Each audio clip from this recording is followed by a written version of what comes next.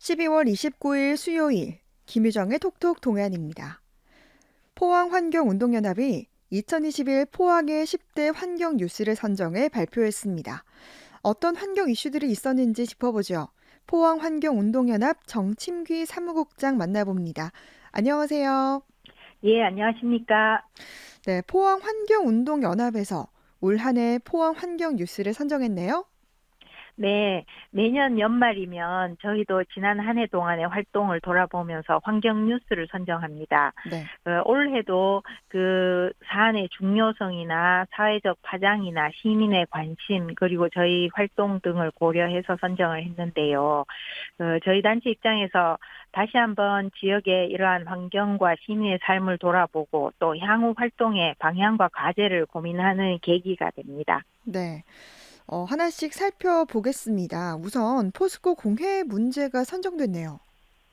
예, 그렇습니다. 국내에서 대기 오염물질 배출량, 탄소 배출량, 또 에너지 사용량까지 1위 기업은 단연 포스코입니다. 네. 2020년 기준으로 포스코 광양제철소는 연간 대기 오염물질을 19,000여 톤, 또 포항제철소는 15,400톤 이상을 배출해서 전국 648개 대형 사업장 중에서 광양과 포항제철소가 나란히 1위, 2위를 차지했습니다. 네. 그리고 또 온실가스 배출량에서도 포스코의 그 기업 시민 보고서에 나온 지난해 그 온실가스 배출량이 7,560만 톤으로 가장 많은 양을 배출을 했는데요. 포스코는 올 초에 이제 2050년 탄소 중립을 선언하면서 향후에 저탄소 기술 개발하고 수소환원 제철로서 이런 탄소 중립 제철 공정을 하겠다라는 계획을 밝힌 바 있습니다. 이런 것은 사실 기후 위기라는 아주 시대적 과제를 안고 안 할 수가 없는 일이지만 네. 이 포스코나 그 포스코 같은 일반 제철소나 석탄 화력 발전소는 온실가스 배출의 주범이라고 하는 화석 연료를 계속 사용하기 때문에 음. 당장 획기적인 저감을 해야 되는 상황입니다. 그래서 포스코의 이러한 저감 노력과 선언은 구호나 어떤 계획에서만이 아니라 지금 당장 실효성 있게 추진되는 상황을 보여줘야 된다고 생각합니다. 네. 그리고 이제 두 번째 뉴스도 보니까 연관이 되는데요. 네. 제철소에 브리더 오염물질 관리 기준이 신설됐죠? 예, 그렇습니다. 2019년에 이 문제가 제기돼서 조업정지 10일의 행정처분 사안이긴 했지만 그건 면했습니다. 그래서 환경부 민간협의체에서 이제 안전밸브에서 배출되는 오염물질 저감을 위한 해결 방안들을 쭉 제시를 했습니다. 네. 이제 그 내용을 보면 정기 보수 절차와 공정을 개선하고 불투명도 20%에서 관리하고 용광로 배출 먼지 총량을 관리하고 이런 부분에 대해서 합의하고 권고를 했는데 이번에 대기 환경보전법이 시행규칙이 개정됐습니다. 네. 이번 개정안을 통해서 이제 그 후속 조치가 더 구체화된 건데요. 그 현대제철을 시작으로 사실 포스코 광양제철소와 포항제철소가 최근 고로 분리더 설비를 개선을 했습니다. 그래서 그 저감 장치를 지역사회에 공개하고 휴풍 시에 배출되는 상황도 보여주고 했었는데 또 한 가지 문제는 포항을 제외한 당진 광양에서는 당시에 환경부가 권고한 대로 민간협의회를 구성해서 제철소의 전반적인 환경 문제를 지역민과 소통을 하고 있습니다. 네. 그렇지만 포항은 아직까지 민간협의회를 구성을 하지 않았어요. 네. 여태까지 그 문제에 대해서는 오리무중인 채로 또 한 해를 보내게 돼서 음. 상당히 유감입니다. 네. 그리고 세 번째 뉴스를 보니까 이제 올여름에 죽장면이 큰 수해를 입었는데 이게 난개발로 인한 인재로 보고 있죠? 예, 지난 8월에 태풍 오마이스가 지나가고 나서 죽장면에 쏟아진 폭우 때문에 정말 그야말로 난리가 났었지요. 네. 계곡이나 하천이 범람하고 도로가 유실되고 주택이나 농경지가 침수되고 또 전기와 통신이 끊어지기도 했습니다. 그래서 포항시가 특별 재난 지역으로 선포되고 또 재산 피해는 약 70억 원 정도라고 발표가 났는데 이 수해의 문제가 죽장면 주변 정상부를 대규모 벌목을 했고, 그래서 네. 그 골짜기를 통해서 토사가 밀려 내려오고, 또 무분별한 하천 부지를 전용하거나 제방을 건설해서 이런 물이 이 집중호우 시에 내려와야 될 수로가 좁아져서 음. 하천 범람이 가중됐다는 문제로 보고, 이것이 자연재해 속의 인재가 아닌가라는 문제 제기를 했습니다. 네. 그리고 이에 대한 재발 방지를 위한 예방 대책도 요구를 한 바가 있습니다. 네. 그리고 또 무분별한 풍력 발전 건설에 대한 문제도 있었죠? 예, 풍력 발전은 탄소 중립을 위해서 반드시 필요한 사업으로서 정부가 권장하고 또 전 세계적으로도 굉장히 확대되는 추세이긴 하지만, 네. 현장에서는 산림 훼손, 주민의 삶을 위협한다, 그리고 생태계가 파괴된다, 이런 문제로 상당히 부정적인 존재로 낙인 찍히고 있습니다. 음. 왜냐하면 실제로 우리나라처럼 국토가 좁고 산이 많은 곳에서 산등성이를 깎고 능선을 따라서 대규모 풍력단지가 조성되기 때문에 이러한 현지 주민들의 환경권 침해가 심각하다고 봅니다. 네. 현재 우리 지역의 죽장면, 청송면, 영덕, 오천 등지에서 풍력 민원이 정말 많이 발생을 하고 있습니다. 그렇지만 이 과정에서 항상 개발업자가 난립해서 마을 공동체가 붕괴돼도 이에 대한 어떤 근본적인 대책이 없기 때문에 계속 똑같은 문제가 반복되는 것 같습니다. 네. 최근에는 또 오천 농민회가 창립을 했는데 풍력 발전 반대 활동을 활발히 하고 있습니다. 그래서 지역에서도 이 풍력 발전을 반대하는 분위기가 너무 지배적으로 조성되고 있어서 한편으로는 걱정이고 또 한편으로는 또 어쩔 수 없는 문제이고 그런 것 음. 같습니다. 네. 그리고 다음은 이제 후쿠시마 오염수 해양 방류에 대한 우려도 있었죠. 예, 올 4월에 일본 정부가 후쿠시마에서 정화 처리한 오염수를 바닷물로 희석해서 삼중수소의 농도를 기준치 이하로 낮춘 뒤에 해양 방류하겠다고 발표했습니다. 네. 그러나 사실 이렇게 한다면 버려지는 방사성 물질의 총량은 변함이 없어지기 때문에 희석을 한다 해도요, 인류에게 아주 끔찍한 영향을 미칠 것이다라고 보는 게 주류입니다. 네. 일본 정부가 후쿠시마 방사능 오염수 해양 방류를 중단해야 된다라는 요구를 전국에서도 전 세계적으로도 많이 하고 있는데, 실제로 우리나라에서도 시민사회와 어민들이 이 해양 방류 반대를 위한 공동행동을 꾸준히 해왔습니다. 포항에서도 시민단체들이 꾸준히 이런 부분에 대한 캠페인을 하고 있고요. 그런데 또 최근에 일본 도쿄전력이 일본 원자력 규제위원회에 이 구체적인 실시 계획안을 제출을 했습니다. 이 계획서에는 내년 6월부터 해양 방류를 위한 설비와 해저 터널 공사를 시작해서 2003년부터 예정대로 공사를 마쳐서 방류하겠다는 계획이 포함되어 있어서 또 문제가 되고 있습니다. 네. 그리고 여섯 번째 뉴스는 가습기 살균제 참사 소식인데 뭐 저희도 피해자 인터뷰를 했던 기억이 납니다. 이게 여전히 해결되지 예. 않고 있다고요. 예, 그렇습니다. 올해로서 정부의 역학조사로 가습기 살균제 참사가 알려진 지가 10년이고 또 네. 제품이 판매된 지가 28년입니다. 그렇지만 여기에 대한 피해 해결이나 진상 규명이나 재발 방지도 제대로 되지 않은 상태죠.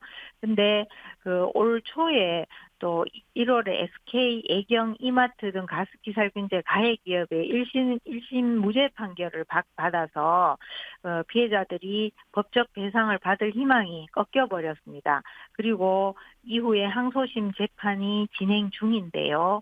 가습기 살균제 피해 구제 특별법에 의해서 가동되는 정부기관 한국환경산업기술원 지원센터에 신고 접수된 피해 사망자는 2021년 10월 31일까지 1,724명입니다. 네. 그리고 전체 피해 신고자 7,598명 중에 사망자는 22.7%입니다.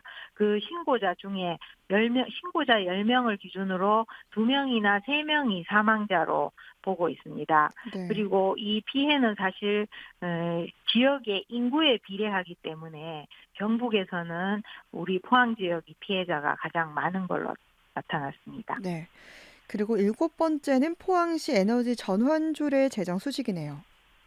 예, 이 탄소 중립 문제가 워낙 그 전 지구적으로 뭐 국가적으로 요구되는 상황에서 우리 지자체에서 탄소 중립 로드맵을 실천하기 위해서는 포항시 에너지 전환 조례 제정이 반드시 필요하다고 보고 지난 6월에 이제 저 포항시의회 기후변화 그린 뉴딜 연구 모임과 또 포항시 미래전략산업과와 포항환경운동연합이 간담회를 하면서 이 내용을 같이 고민을 했습니다. 그래서 전국 243개 지자체 중에서 7번째로 포항시 시민참여형 에너지전환 지원조례가 제정됐습니다. 사실 이 일은 기후위기 시대에 2050 탄소 중립을 위해서 지자체의 구체적인 어떤 노력을 구체화하는 근거가 마련됐다고 보는데 역시 그 과정도 민, 관, 의회가 함께 이러한 해결 방안을 모색한 어떤 거버넌스의 좋은 사례라고 봅니다. 네. 그리고 다음은 포항 하수처리장 생물 반응조 증설 사업 관련 소식이네요. 예, 2012년에 이제 정부의 방류 수질 기준이 강화돼서 2016년에 국도비 사업으로 선정은 됐습니다. 그런데 2017년부터 이 포항 하수처리장 증설 사업이 필요하지 않냐라는 논란이 시작됐었는데 사실상 올해로서 그게 일단락된 겁니다. 포항 하수처리장의 수질 초과 원인이 제2용 농축수라고 시작된 공방이 MLSS 즉 미생물 농도를 조작하지 않느냐라는 의혹까지 제기됨으로써 또 일부 시민단체들이 시장을 고발한 상황인데 그 포항하수처리장은 예산을 추가로 더 확보를 했고 생물 반응조 개선 사업은 그대로 추진하는 것으로 결론이 났습니다. 저희 단체에서는 MLSS 조작 의혹이 제기된 후에 또 그 시의회 특별조사위원회 보고서도 보고 기술 검토 보고서나 뭐 포항시와 또 하수처리장 방문 등을 하면서 다양한 검토를 한 끝에 저희는 이 포항 하수처리장이 그 구조적으로 총질소 처리가 어려운 상황이라면 이 현실적인 문제 해결을 위해서 개선 사업은 필요하다라는 기본 입장을 낸 바가 있습니다. 그래서 환경 기초시설을 개선하는 과정에서 어떤 예산 문제나 뭐 이런 문제는 또 별도로 보더라도 이 최종 방류를 깨끗이 하는 문제에서 필요한 시설이라면 더 이상 소모적인 논쟁은 중단하고 또 책임 있는 추진을 해야 된다고 봅니다. 네. 그리고 아홉 번째로는 옥명공원 폐기물 매립장 관련한 논란이네요. 예. 구 동양 에코죠. 네이처 ENT가 과거에 유공산업 시절에 제방 붕괴 사고 후에 이제 매립은 완료를 했지만 영구적인 안정화가 되기 어렵다라는 이유로 6매립장과 그 외 7, 8, 9, 11-1, 11-2 매립장을 이제 매립장에 매립된 폐기물을 전량 이송해서 다른 옥명공원을 조성해서 매립하겠다라는 계획을 세우고 있습니다. 그래서 지역에서는 이것은 매립장 안정화보다는 또 다른 산업 폐기물 매립장을 신설하고 확장하는 사업이다라고 보고 옥명공원 폐기물 매립장 반대 대책위원회가 결성돼서 반대 활동을 했습니다. 그 과정에서 6매립장의 안전성이 과연 그렇게 이송 매립을 해야 되는 상황인가에 대한 불신을 가지고 있기 때문에 재검증을 요구를 해서 포항시와 대구지방환경청이 권고해서 이 재검증을 위한 민간협의회가 구성이 돼서 활동 중에 있습니다. 최근에 민간협의회는 5차 회의를 거친 후에 이 안전성을 재조사하고 이후에 안정화 방안을 다각도로 검토하는 용역에 착수를 한 상태입니다. 그래서 향후 용역 결과에 따라 민간협의회는 네이처 ENT의 사후 매립장 안정화를 위한 다양한 방법 검토하고 또 가장 적당한 그 안정화 방안을 모색할 계획입니다. 네. 마지막 환경 뉴스는 오천읍 용환리 하천의 유로 변경 뉴스네요. 네, 그렇습니다. 그 포항시 남구 오천읍 영산리 포항 아이파크 아파트 조성 부지 공사 과정에서 생긴 일입니다. 그 부지에는 가로지르던 마을 하천이 있었습니다. 자연 네. 하천인데요. 이 하천이 갑자기 사라져 버렸어요. 왜냐하면 포항시가 그 아파트 부지 조성을 위해서 용산천에 이 유로 변경을 허가했기 때문에 아파트 공사 중에 이 하천을 없애버린 겁니다. 그런데 문제는 새로운 유로를 확보하지도 않은 상황에서 기존 하천을 없애버리고 성토를 했는데 아파트 단지는 지대가 훨씬 높아지지 않습니까? 네. 보통. 그래서 용산 1리 마을은 상대적으로 그대로 낮은 지대가 되어 있는 상황이라서 이 하루에 물길이 아예 끊어져 버린 문제와 또 갑자기 이 홍수재해에 무방비로 노출돼 있었고 또 주민들은 이 문제를 최근에 알게 된 겁니다. 과거에 알았던 게 아니고. 네. 그래서 포항시가 공사 과정에서 대체 시설 없이 기존 하천을 먼저 없애버린 잘못도 인정을 했고 원상복구는 하겠다고 했지만 현재 주민들이 요구하는 원상복구나 안전대책은 제대로 마련된 바 없이 아파트 건설 공사는 계속 진행 중인 것 같습니다. 네. 이렇게 올 한 해 포항의 10대 환경 뉴스 살펴봤는데요. 내년에는 좀 더 긍정적인 환경 뉴스가 더 많아지길 기대하겠습니다. 국장님 말씀 고맙습니다. 네. 포항환경운동연합 정침귀 사무국장이었습니다.